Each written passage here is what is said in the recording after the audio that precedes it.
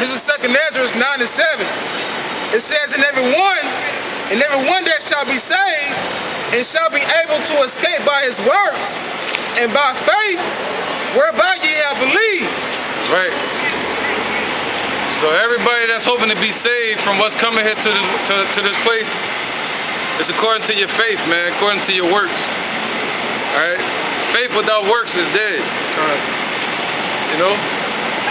Show me thy faith without thy works, and I'll show you my faith by my works. Alright? So you gotta have faith to know that this is how the Lord gonna return. Let me see that. The ones that are looking for the Lord to return, this is how he about to return. Black man from the tribe of Judah. If you're not looking for that, you're gonna perish right here in America. You're gonna get burned up, missile food. Alright, go ahead, brother. Alright, this is Amos chapter 5, verse 18. Woe unto you that desire the day of the Lord. To what end is it for you? The day of the Lord is darkness and not light. As if a man did flee from a lion, and the bear met him, or went into the house, and laid his hand on the wall, and the serpent bit him. Shall not the day of the Lord, Yahweh Ba'ashem Yahushua, be darkness and not light, even very dark, and no brightness in it? Right, you got some dark times coming here to America, man. Alright? And it says it's going to be as if you're running from a bear, and you run into a lion. You run from a lion, you go lean your hand on the wall, a snake bites you. That's talking about literally, because it's going to be teeth of beasts out here. Loose in the city. But then it's talking about spiritually, too. You run from one situation, you get out of that, you're going to run into another one. You get away from the military, you're going to run into the famine. You get away from the famine, you're going to run into some niggas. You get away from some niggas, you're going to run into a fucking, plague. A plague. You get away from the plague, you're going to run into the crackers. And if you get away from all that, missiles. That's the ultimate, man. The ultimate. You know what I mean? That's the ultimate right there. But the thing about it is people walk by here with a proud look on their face, and by us standing out here and prophesying, that's the Most High trying to tell you and warn you about these times that's about to come up. Yeah, I got it. You know, so and you don't even want to take heed to it to get an understanding, because you think because of what they tell you in the church that it's going to be a glorious day when the Lord show up. Yeah, it's going to be glorious for some, but it's going to be a plague for others. Preach up. All right, go ahead, brother. This is 2 Ezra chapter 8, verse 50. For many great misery shall be done to them that in the latter times shall dwell in the world, because they have walked in great pride. So just like the brother saying, man, you know, you got our people walking around here prideful, like, you know, we just out here standing out talking out our ass, man, like we doing it for fun. You know what I'm saying? I can't say we're doing it for our health, because we technically are, man. You know what I'm saying? So with that being said, we out here trying to warn y'all, get y'all on the same boat, but y'all don't want to take heed. So therefore, y'all walking by us in great pride, man. You're going to be destroyed in the latter times. And these latter times are coming up, man. We getting into the last of the last days, all right? You got prophecy after prophecy coming back, man. All right? All the angels starting to reveal themselves, as you can see. Chariots showing up more and more, but our people around here going to Father, having fun. It says it's better to go to the house of mourning than the house of Father. But our people go to this Father, man, thinking they're going to get something out of it. What you getting? You just building up your case more at that day of judgment, man. Right. And those latter times are going to turn into present times real soon. Priest up. Go ahead, brother. He looks tight over there, don't he? This is Ecclesiastes chapter. I'm about to This is Ecclesiastes chapter 12, and I'm going to start at verse 13. Let us hear the conclusion of the whole matter. Fear Yahweh by Shem Yahushua and keep his commandments. For this is the whole duty of man. For the Most High shall bring every work into judgment, and every secret thing, whether it be good or whether it be evil. That's right, man. And that's clear too, because also, I think it's in the book of Tobit, where it says keeping the laws is not vain. You know, it's for your health. It's for your, you know, your livelihood. So what's the law today? To come out here and teach. To have faith in Yahweh Ba'ashem Yahushua. So us doing this work is not vain at all. There's a reward for this. Alright? You got one? Go ahead. No. I got one. Oh, go ahead. You got that. Right. This is 2 Ezra, chapter 8, verse 33. For the just which have many good works laid up with thee shall out of their own deeds receive reward. word stored up, man, like the scripture says. Store your riches in heaven. Come on, store your riches in heaven, man, with moth, no, dust don't corrupt. All right, come on. This is St. Matthew. This is St. Matthew 7:19. It says, lay not up for yourselves treasures on earth, where moth and rust do corrupt, and where thieves break through and steal. Come on, and that's what the just doing, man. Like it said in the second Ezra. It said the just which have many good works laid up, said out of their own deeds receive a reward. What is that reward, man? Salvation. All right. Why? Because we're doing the things that are pleasing to the Lord, Yahweh Bashim Yahweh. Like the brother brought out in Ecclesiastes 12:13. Doing the whole duty of man. That's out here exalting the Lord, Yahweh Bashim Yahweh, putting him first. Showing that we have faith in him. All right. Tearing down the strong over this self-keep. That's showing that we have faith in the Lord, Yahweh Bashim Yahweh word. Because we're getting out, pushing his word out. And that's why he says his words should not come back void. Because the words that he put out through the mouth of his prophet are going to happen. No ifs and buts about it. Right here, right now. Right here, right now. Anybody got more precepts? Hebrews, faith. Yeah, go ahead and bring that up. All right, this is the book of Hebrews, First Kings, Tobit, you got Tobit? chapter 11, verse 1. Now faith is the substance of things hoped for, the evidence of things not seen. And that's the definition of faith, man. And this is what the lesson is all about. Faith. Faith is the substance of things hoped for and the evidence of things not seen. You know what I'm saying? Just like, see, that's how we believe in Yahweh Bashim Yahweh. You know, yeah, we are reincarnated, you know, and a lot of us see them in the ancient times, but in these times, you know, we know definitely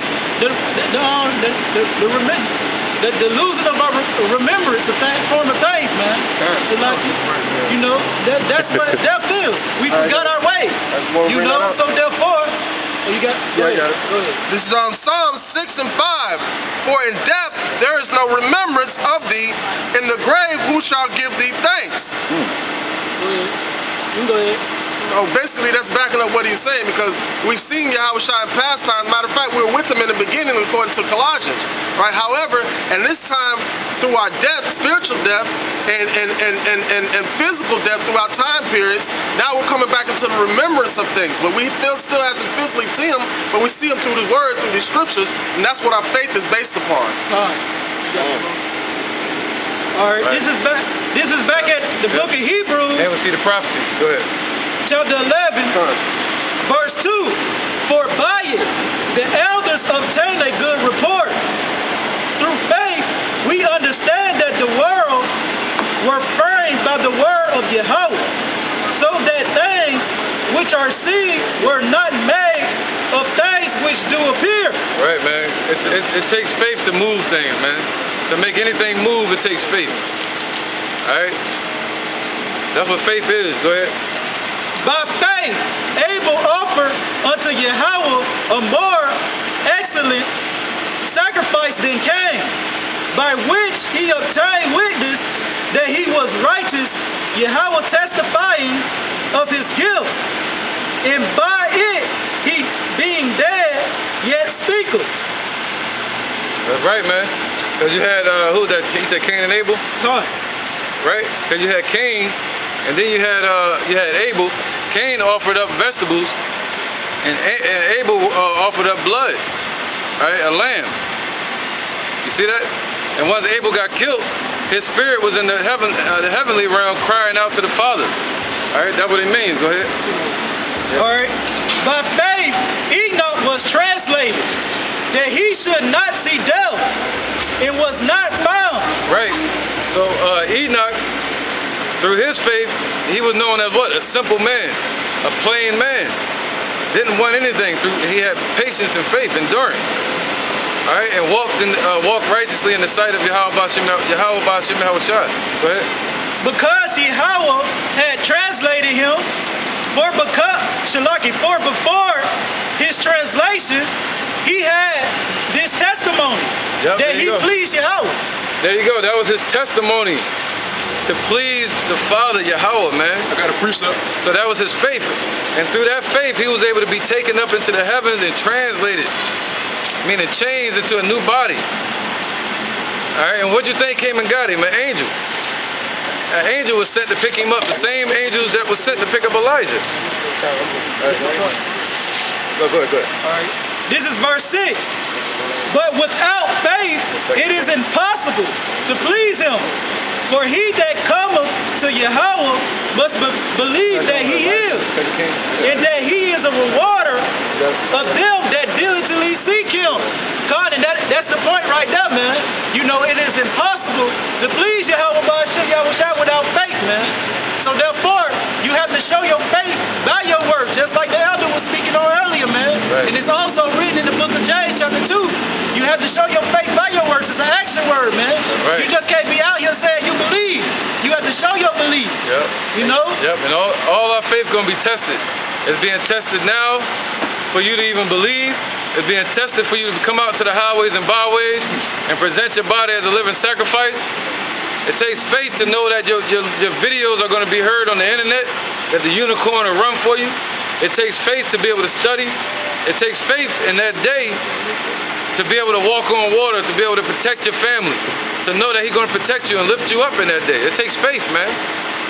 It takes faith and understanding to know that he's going to send his angels to protect you and to believe that and hold on to it. Go ahead, brother. All right, this is Sirach, chapter 44, verse 16. Enoch pleased the Lord, Yahweh Bashim Yahushua, and was translated. Being is an example of repentance to all generations. Woo! So Enoch was an example of repentance. So he wanted to please the Most High. And the spirit that we're in today, and the same spirit of John, the same spirit of the same person, Elijah, who came in the spirit of repentance. All right, go ahead. And what is that repentance going to lead you to? Salvation. The same thing that Enoch got, man. All right, go ahead. Verse 17. Noah was found perfect and righteous in the time of wrath. 2 and 3 or 1 and 3. He was taken in exchange for the world. Therefore was he left as a remnant unto the earth when the flood came. So just like the brother brought up, man, Enoch and Noah and all the other prophets and so forth, man, that was examples to all generations. Noah, when he came, he was delivered through obedience, man. Did what was pleasing to the Lord. The Lord Yahweh Bashim Yahushua told him to go build that ark because there was flood coming. What did he do? He got out and did and listened to the Lord Yahweh Bashim Yahushua's voice. All right? And he was delivered, man. He was delivered from the flood. Right. All right here. Good. Well, him and the rest of his family, man. Right. The ones that listen, that father right belong with him, man. Right, and we exist in a reflection, a faint reflection of everything that happened to the prophets back then. Even with Abraham seeking out a promised land. We're in that same mindset, seeking out a righteous kingdom upon this earth. Seeking out a righteous land, man. All right, the promise of faith given to Abraham. Go ahead, brother. All right. This is the book of Romans, chapter 15, verse 4. Right. For whatsoever things were written aforetime were written for our learning, that we through patience and comfort of the scriptures might have hope. Oh, so that we have hope when? Have hope in these times. Have hope from what's coming. All right? So we'll have hope in these times for what's coming here to America, to the world. The temptation that's coming upon all the world. That damn demon walked by and threw me off. Alright? So the things that are written aforetime, everything that was written were actual situations that happened. Alright? And once they happened, they were written. So they happened and were documented or chronicled so that we'll be able to have faith in these times today, man. In the times where we're blessed to be able to read. Blessed is he that readeth, right? Go ahead, brother. And real quick, but Bakashah, just like the scripture the brother Arakad just brought out, man. The scriptures were written for an example for us to have faith, man. For example, because you know, look at Enoch. You know, just like the elder brought out, he was a straightforward, austere man, regular man, man. You know, and he was translated from this sleep. You know, and that was written for an example for us. You know what I'm saying? How to walk and how to believe, man. Okay. All right. You got this one? Go ahead. Perfect point, too. This is Hebrews chapter 11, verse 6. But without faith it's impossible to please him. For he that cometh to the Most High must believe that he is, and that he is a rewarder of them that diligently seek him. Right, because faith is the substance of things hoped for, the evidence of things not seen. You have to be able to believe in what you can't see. Believe that the angels are around you when the scriptures say that the angels are encamped around you. All right? Believe that Yahweh Shai is out there, that Yahweh is going to send Yahweh Shai. You know? You got to believe that. If he tells you to walk on water, he's not going to force you to walk on the water. You got to believe it and act it out. You know? So that's just it. He can easily wake up our people, but we have to have faith to come out here and teach and have faith that his word is going to bring back an increase and put his talent forth. The Negroes, Latinos, and Native Americans are the Israelites of the Bible. All right? Go ahead. You go, what is it, 2 Kings? No, Tobit 1:21. I mean 1:1. Yeah, Tobit. Oh, we get there real quick. All right, it's lucky, brother. This is 2nd Ezra, chapter 2, and I'm going to start at verse 42. It says, and Ezra saw upon the Mount Zion a great people whom I could not number, and they all praised the Lord with songs. That's right, man. And the only ones that are able to learn that song today, the only ones that are able to learn that song today are the elect. All right? And when we out there in the heavens, the hopeful elect, when they're standing on the firmament, they're going to literally be singing songs. You know? And when they're getting crowned by Yahweh Shai, they're going to be singing songs, man. Let me get that real quick. On the firmament? No, don't worry about it. It says, verse 43, and in the midst of them, there was a young man of a high stature, taller than all the rest, and upon every one of their heads he set a crown, and was more exalted, which I marvel at greatly. Right, man. That's Yahweh Shai crowning his elect. Crowning, that's what we're fighting for. That's the end goal right there, to get crowned by Yahweh Shai. All right, the first one that got glorified under Yahweh. Go ahead. Verse 44, it says, so I asked the angel and said, Sir, what are these? He answered and said unto me, this be they that put off the immortal clothing and put off the mortal clothing and put on the immortal, and have confessed the name of the Most High, and now are they crowned and receive palms. That's right, man. So now you can get that revelation. Now who is that talking about? The hopeful elect. Now that's the number that you want to be in. You want to be counted in that number. All right? And he said, these are they that put off the mortal clothing. And being mortal deals with fear, deals with doubt. All right? All the emotional instability. You know, being a God, being a child of the Most High, that deals with faith in Yahweh B'Shem Yahushua. And putting off the mortal clothing. Meaning someday you get taken up into the chariot and get translated into the chariot, have a new body. You know? He said this flesh and blood cannot inherit the kingdom of heaven. And that's why from the beginning of time, he set us down this course. Because at that time back then, our people felt that he could just fix us in and have us live forever. He could have. But we would have lived forever living like Hancock. He was a drunk. He was a tyrant. All right, but the Lord set it up to where he said, hey, I can make you perfect. I could. But do you really want me to make you perfect in imperfect bodies? So if he'd have made us perfect, we'd have been on this earth forever in these bodies that he made from the earth. So he had to set it up for the end times for us to get new bodies.